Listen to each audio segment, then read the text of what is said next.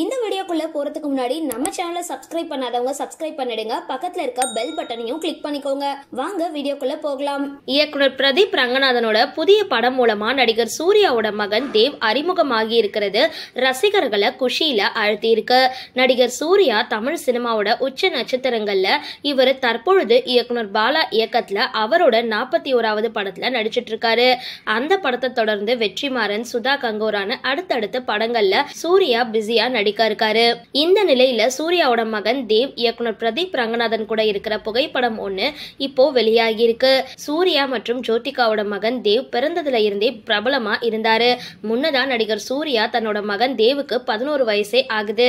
ஆனா 2022ல திரையரங்குகளை வெளியான அவருடைய சமீபத்திய திரைப்படமான எதற்கும் துணிந்தவன் படத்தை அவரால் புரிஞ்சு கொள்ள முடிஞ்சதாகவும் தேவ் அதை விரும்பினதாகவும் அவரு சொல்லுறது குறிப்பிடத்தக்கது. இந்த நிலையில தேவ் இயக்குனர் பிரதீப் ரங்கநாதன் கூட இருக்கிற புகைப்படம் ஒண்ணு இப்போ வெளியாகி இருக்கு.